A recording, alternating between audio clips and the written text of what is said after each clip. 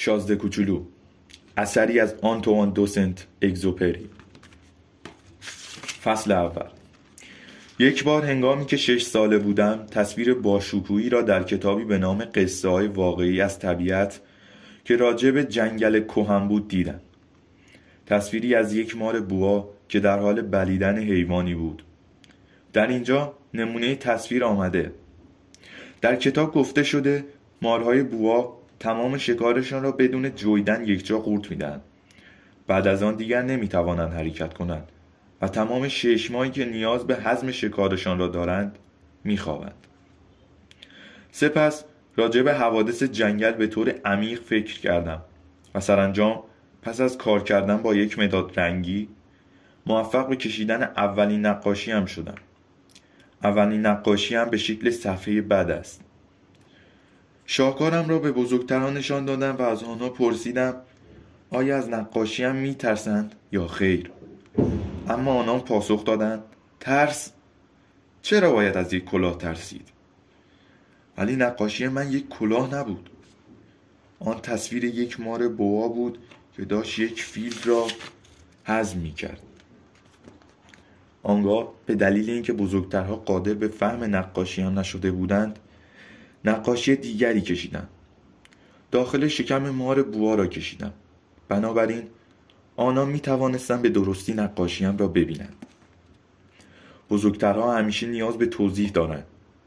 نقاشی دومم به شکل زیر است. این بار بزرگترها به من گفتند که از نقاشی مار بوا چه به صورت باز و چه بسته دست بردارم و در عوض حواسم را جمع جغرافی، تاریخ، ریاضی و دستور زبان بکنم. به همین دلیل در 6 سالگی کشیدن تصاویر ظریف را کنار گذاشتم.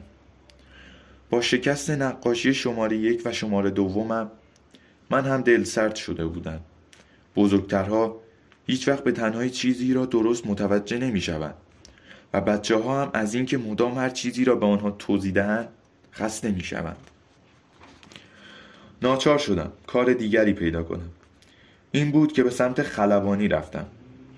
کم و بیش تا کنون به همه جای دنیا پرواز کردم و به درستی جغرافیا برای من بسیار سودمند بوده است.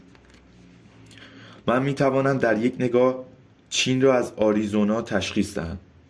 اگر کسی در شب گم شود دانش جغرافیا به او کمک می کند. در این مرحله از زندگی با خیلی از آدم‌های کله گنده برخورد داشتم. کنار خیلی از بزرگترها زندگی کردم و آنها را از نزدیک دیدم. ولی این موضوع باعث نشده درباره آنان عقیده بهتری پیدا کنم. هر زمان که یکی از آنها را که کمی روشنبین به نظر می آمد را می دیدم با نقاشی شماره 1 که همیشه به همراه خود دارم محکشان می زدم. اما او هم چه زن چه مرد همیشه پاسخ می داد این یک کلاه است. سپس من دیگر نه از مارهای بوا، نه جنگل‌های کهن و نه از ستاره ها با آنها صحبت نمی کردم.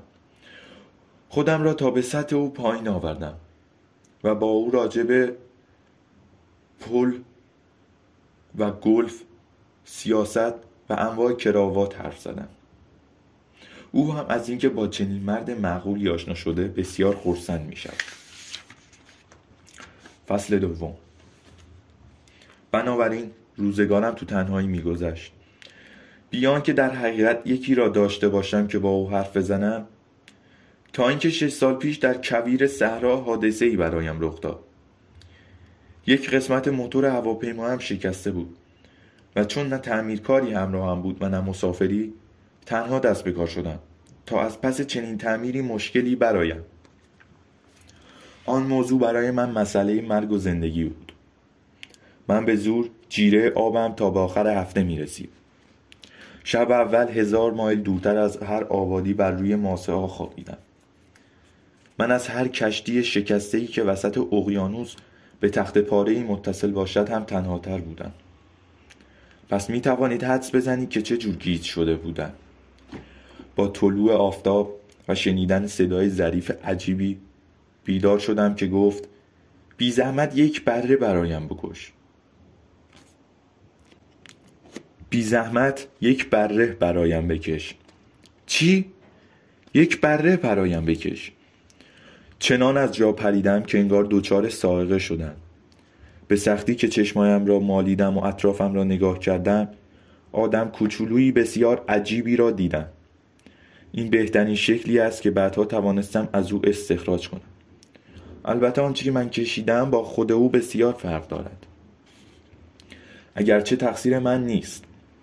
بزرگترها تو 6 سالگی از نقاشی دلسردم کردن و جز بوهای باز و بسته چیزی یاد نگرفتم که بکشم.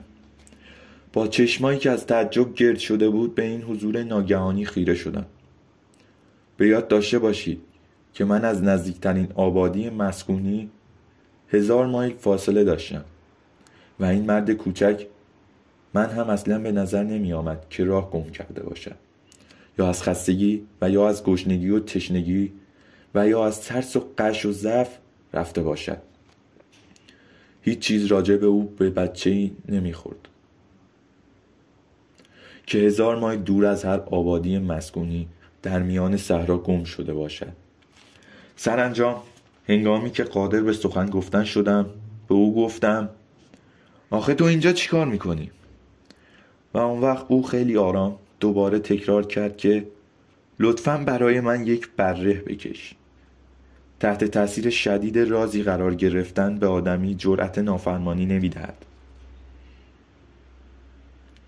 گرچه در آن نقطه 1000 مایل دورتر از هر آبادی مسکونی و با قرار داشتن در معرض خطر مرگ، این نکته در نظرم بی‌معنی جلوه کرد.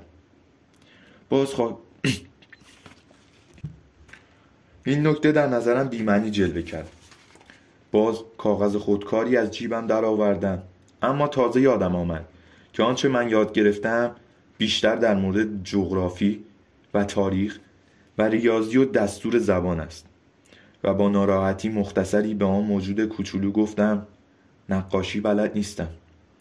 او به من جواب داد عیب نداره، یک بره برایم بکش.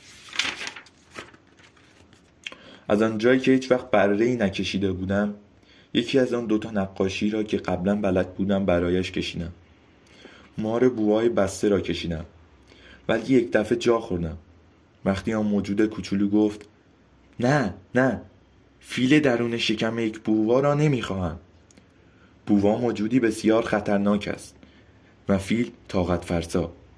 جایی که من زندگی میکنم همه چیز بسیار کوچک است. من یک بره لازم دارم، برایم یک بره بکش.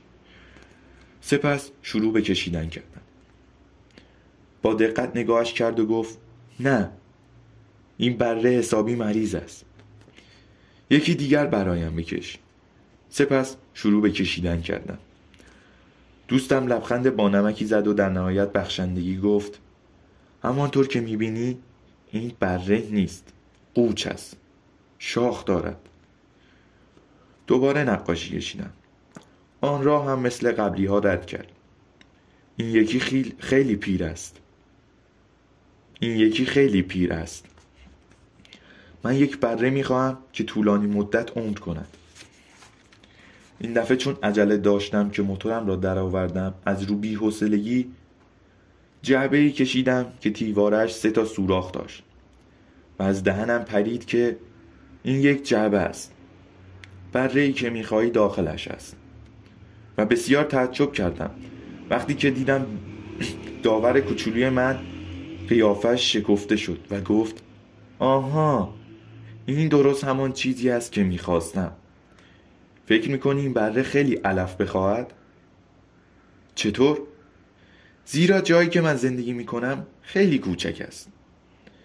هرچه کوچک هم باشد قطعا علفها برای او کافی است. بره‌ای که به تو دادم خیلی کوچک است. او سرش را به بالای نقاشی خم کرد و گفت خیلی هم کوچک نیست. ببین، خوابیده. و اینطور شد که من با شازده کوچولو آشنا شدم. فصل 3. خیلی گذشت تا توانستم بفهمم او از کجا آمده است. شازده کوچولو که مدام از من سوال میپرسید، خودش انگار هیچ وقت سوالهای مرا نمیشنید. فقط چیزهایی که تک و توک از دهنش میپرید کم کم همه چیز را برایم آشکار کرد. مثلا اولین بار که هواپیمای مرا دید، من نمیتوانم هواپیما نقاشی کنم. کشیدنش برایم سخت است. از من پرسید این شی چیه؟ این شی نیست. این پرواز می کند. هواپیماست. این هواپیمای من است. و از اینکه به او میفهماندم من میتوانم پرواز کنم به خود میبالیدم. حیرت زده گفت چی؟ تو از آسمان افتاده ای؟ با فروتنی گفتم آره. گفت اوه، این خیلی جالب است. و چنان قهقهه‌ای سر داد که مرا حسابی از جا در برد. راستش من دلم میخواهد دیگران گرفتاری هایم را جدی بگیرند.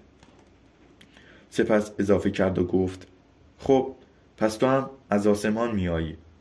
اهل کدام سیاره‌ای؟ من در آن لحظه نور مبهمی به معمای حضورش درخشید.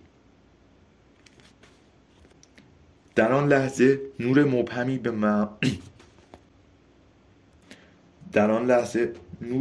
به معمای حضورش درخشید. ناگهان پرسیدم آیا تو از یک سیاره دیگر آمده ای؟ اما جواب نداد. بدون اینکه چشم از هواپیمای من بردارد آرام سرش را تکان داد. گفت درست است. با این نباید از جای خیلی دوری آمده باشی. مدتی طولانی به فکر فرو رفت.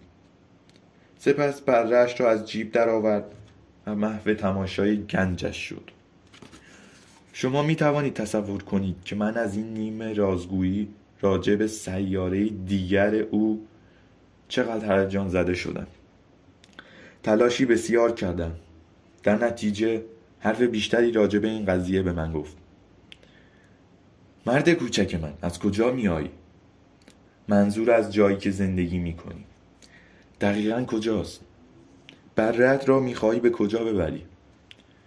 پس از سکوتی مداوم پاسخ داد خوبی جعبه‌ای که به من داده این است که او در شب می تواند از آن به عنوان خانه استفاده بکند. همینطور است. اما اگر خوب باشی یک ریسمان هم میدم که در طول روز ببندیش. همچنین یک میخ. اما انگار شازده کوچولو از پیشنهادم متعجب شد و گفت ببندمش؟ چه ایده مسخره‌ای.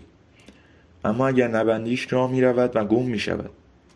دوستم خنده کنان گفت به نظرت کجا می تواند برود؟ هر جا. راهش را می گیرد و می رود. سپس شازده کوچولو با اشتیاق گفت اشکال ندارد. خانه من بسیار کوچک است. و با کمی نگرانی افزود بگذار برود. هیچ کس نمی تواند به جای خیلی دوری برود.